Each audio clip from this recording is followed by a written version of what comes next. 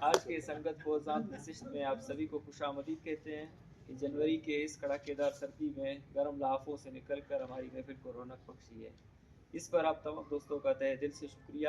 Programme کا باقاعدہ آغاز کرتے ہیں. سب سے پہلے میں دعوت دیتا ہوں سیکرٹری جنرل آبدار رحمان اور ڈپٹی سیکرٹری جنرل احمد کو کہ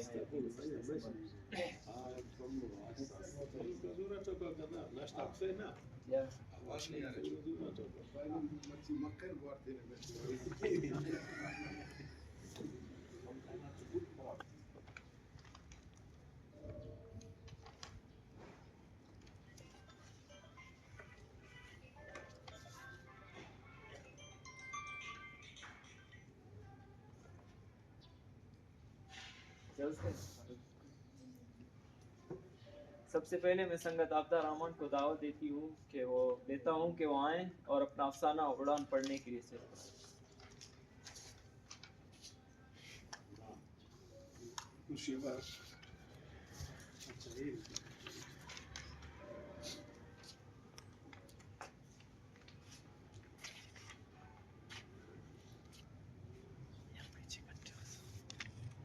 بہت شکریہ جان دوست. میرے افسانے کا عنوان ہے اڑان. اس نے کنڈکٹر کو رکنے کا کہا. اس کے باوجود ڈرائیور نے بس دفتر سے کچھ دور جا کر روکی. منہ ہی منہ میں بڑبڑاتے ہوئے بس سے اتری اور تیز تیز قدم لیتے ہوئے دفتر کی جانب بڑھی. ذہن میں سوچوں کا ایک جال سا تنا ہوا تھا، ایسا جال جس میں خود اس کے قدم بھی الجھتے جا رہے تھے. چلتے چلتے ایک دم سے اس کے پاس سے ایک تیز رفتار سزوکی جو زناٹے سے گزری تو ابلتے ہوئے گٹر کا پانی چھینٹوں کی صورت اس پر آنے لگا. اس کا دماغ گھوم ہی تو گیا. ڈرائیونگ لائسنس ملا ہے یا لوگوں پر کیچڑ پھینکنے کا اجازت نامہ؟ وہ چیخی. مگر سزوکی کب کا موڑ مڑ چکی تھی، مگر اس کی جھنجھلاہٹ ابھی وہی تھی. سزوکی والی کو کوسنے دیتے ہوئے نالی کی دوسری طرف جو کودی تو وہاں بیٹھا ہوا مریل کتا جو خود کو کھجا رہا تھا کمزور سی آواز میں بھونکتا ہوا باہر نکلا. دفتر کے کھلے بڑے گیٹ سے داخل ہوتے وہ اپنے سیکشن تک جاتی ہوئی لمبی سڑک پر چلنے لگی. شہتوت کے دو ریا درخت اور دوسرے داخلے باز سے آری اس کی سنگت میں دور تک چلے جا رہے تھے. موسم خزاں کا زرد لباس اوڑھ چکا تھا. مجھے محبت ہے موسم خزاں سے، شاید اس لیے کہ یہ میرے جیسا ہے. خود کلامی کرتے ہوئے درختوں سے جھڑے پتوں پر قدم رکھتے ہی کرچ کرچ کی آواز اٹھی. جانے کیوں ہمیشہ پہلے جب وہ خشک پتوں پر پاؤں رکھتی تو اسے نکلنے والی آواز سے اس کے دل کے درد، اس کی روح کو جیسے قرار مل جاتا. یہ قرار، یہ سکون، یوں لگتا جیسے اندر کی دبی ہوئی گرہ ذرا سی ڈھیلی ہو جاتی ہو. اس کے حصول کے لیے کبھی کبھی وہ شیشے کا گلاس، کبھی کوئی بوتل ننگے فرش پر پھینک دیتی اور اس کی چیرتی ہوئی آواز پر آنکھیں بند کر لیتی. اس کا جلتا ہوا دماغ کچھ وقت کے لیے پرسکون ہو جاتا. وہ سوچا کرتی ایسا کیوں ہے کہ ان خشک پتوں پر پاؤں رکھنے سے اٹھتی ہوئی آواز ہو یا کچھ ٹوٹنے کی مجھے ایک عجیب سا سکون دیتی ہے، ایک سودینگ کا سا احساس. لیکن اب یہی آوازیں، میں کیوں ڈر جاتی ہوں؟ سر جھٹک کر اس نے ایک لمبی سانس کھینچتے ہوئے سرکاری دفتر کی اس بڑی عمارت پر نظر ڈالی. ایک آصف زدہ سا ماحول، ایک بھوت بنگلے والی وحشت، ایک پراسرار خاموشی. وہ کمرے میں داخل ہوئی تو چھت تک فائلیں، پرانے طرز کا بھاری بھرکم فرنیچر، لمبی سی بڑی میز پر فائلوں کے بیچ کسی کمپنی کے گلاس میں رنگ برنگے کئی بال پوائنٹ، مارکر اور جانے کیا اعلیٰ بلا. کونے میں رکھا ہوا کانچ کا ایک گلدان اور فضا میں رچی ایک نم بوسیدہ مہک. نفرت ہے مجھے ان فائلوں سے، ان لوگوں سے اور اس مہک سے. اس کی آواز میں بیزاری تیر رہی تھی. کبھی کبھی تو یوں لگتا ہے کہ ہم سے بھی یہ مہک آنے لگی ہے. ہم سے بھی یہ مہک آنے لگی ہے.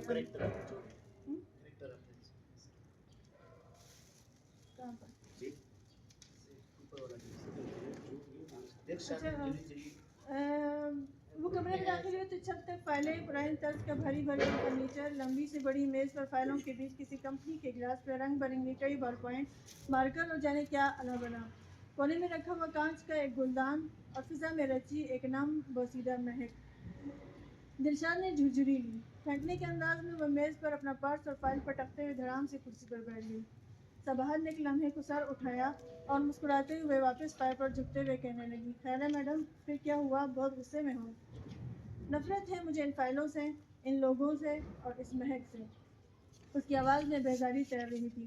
कभी कभी तो ये लगता है कि हमसे भी ये महक आने लगी है, नम, बोसीदा, सांसों में अटकने वाली। उकताए हुए लहजे में उसने जोर से जो फाइल खींची तो करीब रखा हुआ गिलास फर्श पर गिरकर चकनाचूर हो गया। टूटने की आवाज़ दूर तक गूंज गई। दिलशाद के हाथ काम गए। बेख्तियार उसकी नज़रें दरवाजे की तरफ उठ गई। दिल की धड़कन जैसे कानों में उतर आई हो। खौफ से वो एकदम खड़ी हो गई। सबाह ने एक बार फिर खामोशी से देखा और फिर नजरें चुरा कर काम में मसरूफ हो गई। दिलशाद गायब दिमागी से कुछ देर खड़ी इधर उधर देखती रही, फिर बैठकर कुर्सी की पुष्ट से टेक लगाकर आंखें मूंद ली, मगर वो आवाज़, वो लहजा, वो जुमले, सब कुछ बंद आंखों के पीछे फिर जिंदा हो गया। दिलशाद मुतवस्सित तबके से ताल्लुक़ रखने वाली सांवली सलोनी सी लड़की थी। 8 अफराद पर मुश्तमिल उसका ख़ानदान, गुर्बत की मुस्तकिल जंग, ग्रेजुएशन और अब ये नौकरी, जैसे किसी अंधी लंबी सुरंग के आंखों में एक मध्यम सी रोशनी।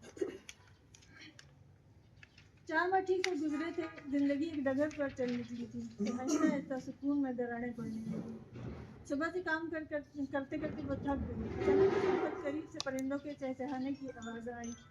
उसके होंठों पर बेसाख्ता मुस्कुराहट आ गई। सब कुछ छोड़कर वो कमरे की वाहिद जंग आलूद बड़ी सी खिड़की की जानिब गई। पहले से खुली खिड़की को ज़रा और खोलकर सर निकाल कर जो देखा तो छत से करीब चिड़ियों ने घोंसला बना रखा था। चिड़ियाँ चहचहाते हुए घोंसले के अंदर बाहर खुदक रही थी। वो कुछ देर तक खड़ी मुस्कुरा कर देखती रही, फिर आहिस्ता आहिस्ता वापस अपने मेज़ की तरफ आने लगी। उसी लम्हे चपरासी कोई कागज़ ले आया। मैडम, ये सर ने भेजा है कि इसका जवाब लिखकर मुझे चेक करवाओ। दिलशाद लेटर पढ़ते पढ़ते कुर्सी पर बैठी और जवाब लिखने लगी। ये लाइन दोबारा लिखो, और ये लफ्ज़ बदल दो, वाज़ेह नहीं है ठीक से। उसे अंदाज़ा ही नहीं हुआ कि बॉस कब उसके करीब होते हुए लेटर पर झुक गया।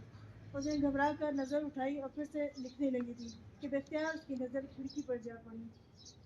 चिड़िया घोंसले में बेचैन थी, पर छोड़कर फुरफुरा रही थी। दिलशाद के सीने में एक बेबसी की एक अजीब सी लहर उठी। बॉस के लहजे और नज़रों में कुछ ऐसा था कि जिसने दिलशाद के कंधे जकड़ दिए। जी सर। दिलशाद कुर्सी से उठी और घबरा कर पीछे हटने लगी तो दरवाज़ा बिगड़ा। अरे ख्याल से उसने दिलशाद का हाथ थाम लिया, एक लम्हे के लिए, मगर वो लम्हा दिलशाद के अंदर किसी शीशे की तरह टूट गया तो वो खौफ से पीली पड़ गई। दिल जोर से उसे धड़कने लगा। उस दिन के बाद सब कुछ वाजिया होते हुए भी वो कभी कभी सोचती कि शायद ये मेरा वहम हो, शायद मैं हालात को गलत समझ रही हूँ। वो खुद को तसल्ली देती, लेकिन फिर हर दिन उसके लिए एक नया इम्तिहान बन जाता। बॉस की मनमोजी नज़रें, उसके तीखे जुमले, उसका बिला वजह करीब आना, सब कुछ उसके अंदर खौफ की एक दीवार खड़ी कर रहा था। वो हंसना भूल गई। घर में माँ उसकी आंखों की थकन देखकर पूछती तो वो टाल जाती। दिन गुजरते रहे, सर्दियाँ आ गई, मौसम ने एकदम शिद्दत इख्तियार कर ली। ठंडी खुश्क हवाएं जो उसके जिस्म से लगती थी जैसे अंदर तक काट कर रख देती। हर शय ऐसे ठंडी और बेजान लग रही थी जैसे सर्दी ने ज़िंदगी से रंग छीन लिए हों। सर्द मौसम में शायद दिल की बेसुकूनी और अज़तराब और भी वाज़ेह हो जाते हैं। शॉल अपने गिर्द लपेटते हुए मुँह से निकलती भाप के मरगुली को खाली दिमाग, खाली आंखों से देखती रही। अचानक कॉरिडोर में किसी ने उसका नाम पुकारा। आवाज़ आहिस्ता थी लेकिन उसके लिए काफ़ी थी। सर बुला रहे हैं। चपरासी ने दरवाजे के पट से सर निकाल कर कहा और दरवाज़ा ज़ोर से बंद किया। एक लम्हे को दिलशाद ने सांस रोक ली। वो बैठी रही। थोड़ी देर बाद उसका मोबाइल बजा। बॉस की कॉल आ रही थी। उसके चेहरे पर एक साया सा लहराया।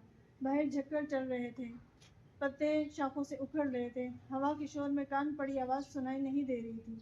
आसमान सुर्खी माइल हो चुका था। फिर आहिस्ता आहिस्ता आवाज़ें दीवारों में जज्ब होने लगी। मोबाइल फिर बजने लगा। वो कुछ सोचने लगी। उसकी नज़र अचानक बेध्यानी में सामने खिड़की की जानिब चली गई, जहाँ चिड़िया कुड़कुड़ाती हुई दिखाई दे रही थी। कुछ सोचते हुए उसने आने वाली कॉल काट दी। एक लम्हे को एक जिस्म में सनसनी सी दौड़ गई। फिर वो उठी, अपना सामान समेटा और एक वक़ार से चलती हुई दफ्तर से बाहर निकल आई।